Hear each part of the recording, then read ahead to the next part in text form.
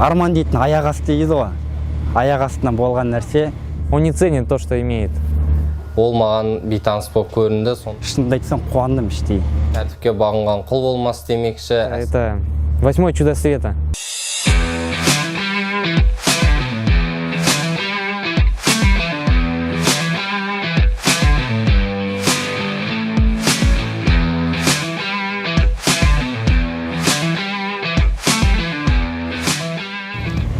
Әскери борышымды өтейім деген бұл ойымда болған жоқ. Негізінде бұл бала кезгі арманым, мен өзім моряк болу, кемеде өзімнің борышымды өтеу. Мен бұл арманға жетемін деп ойлаған жоқпын. Шыны керек, бұл деген арман дейтін аяқ асты дейді ғой. Аяқ астынан болған нәрсе. Мен бұл армияға шақырту алдың дегенде мен шынымды айтсам қуандым іштей. Іштей қуандым. Қазір сол арманыма жеттім деп ойлаймын енді. Каждый мужчина должен отдать свой долг родине. Многие отмазываются, там, бегают от армии. Здесь ничего страшного ведь нету. Год жизни отдать.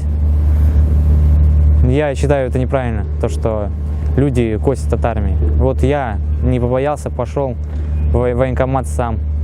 Военкомат меня направил уже в военно-морские силы.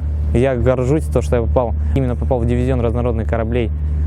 Попал на уважающую престижную должность, дежурный моторист-электрик, техник, механик, обслуживание дизель-генераторного отделения, обслуживание машинного отделения.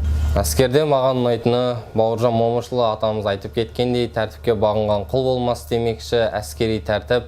Екіншіден, әскери кемеде қызмет атқарып жатқандықтан ол маған бейтаныс болып көрінді, сондықтан маған барлығы ұнап жатыр. Мына Орал зымыранды артиллериялық кемесінде зымыранды бөлімінің мына қару жарақтарына жауап бере. Мысалы атап айтатын болса АК-306, арбалет К, барьер БК, мына НСВП учет көріп тұрғандарыңыздай. Бұны көп ешкім біле бермейді, әскери адамдар білмесе. Мына НСВП учеттің 3 орыс Николай Соколов Волковтың атына берілген НСВП учет деп аталады. Бұл теңіз бетіндегі катерлер, жеңіл моторлы қайықтар және де теңіздің бетіне шығып тұрған миналар, соларды жоюға арналған. За время прохождения службы я стал более дисциплинированный, научился отвечать за свои поступки.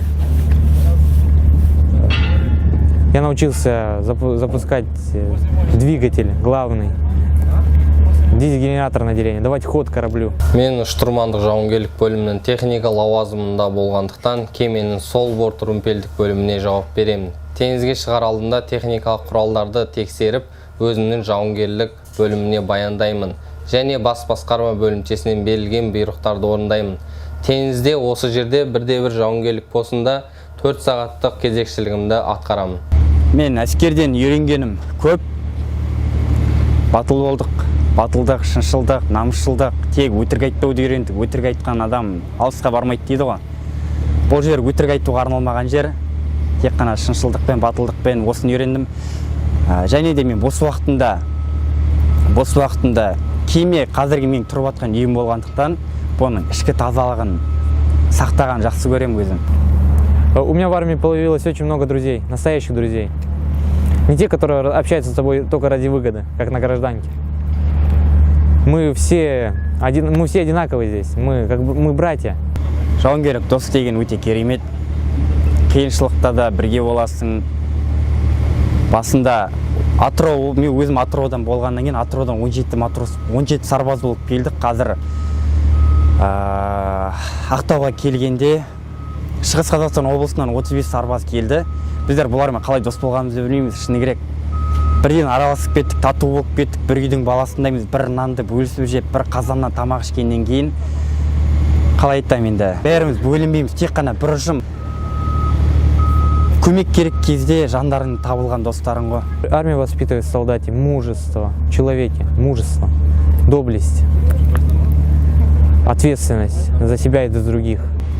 Отан алдында борыштарын өтеу бұл азаматтың парызы деп білем. Келіңдер, сендер ойлағандай емес армия. Сендер ойлайтын боларсың, ұрады, соғады деп, бұлардың бәрі өтірік. Келіңдер, көріңдер, бұлар сендердің өмірі. Құрметті анашым, сізді 8 наурыз халықаралық әйелдер мейрамымен шын жүректен құттықтаймын. Сізге зор денсаулық, ашық аспан, мол уақыт тілеймін. Осы жарқын дүниеге мені әкелгеніңіз үшін мың алғыс. Уайымдамаңыз, балаңыз өз отан алдындағы борышын адал атқарып жүр. Бұйырса, Қазақстан Республикасының нағыз патриоты болып ораламын. Мен ең алдымен 9 ай 9 күн құрсағын көтерген анашымды 8 наурыз халықаралық әйелдер күнімен құттықтағым келеді. Қарындасым және де әже, сіздерге көп рахмет. Сіздердің арқаларыңызда адам болдық, көрдік, есейдік, өндік. Бұның бәрі сіздердің арқаларыңыз. Енді сіздерге зор денсаулық, мол бақыт, балаларыңыздың қызығына, шыжығына бөленіп жүре беріңіздер. Сіздерді сағынамыз, шыны керек сағынбайды емеспіз. Кейбір кезде жатарда ойланып жатасың, менің анашым не істеп жатыр екен, қарындасым не істеп жатыр екен, мені сағынды ма екен, ойларын ала ма екен деп ойлаймыз біздер. 8 марта – это 8-е чудо света. Я всех хочу поздравить с великим праздником 8 марта. Көзілмей дүниесін төрт бөлген, өзіңдей асыл жанды кім көрген. Алғысым шексіз саған асылана, әрқашан тілеуімді тілеп жүрген. Разбуди меня завтра рано, о моя терпеливая мать. Я пойду за дорожным курганом дорогого гостя встречать. Я сегодня увидел в пуще след широких колес на лугу. Тихо дремлет под областной пущей золотую его дугу.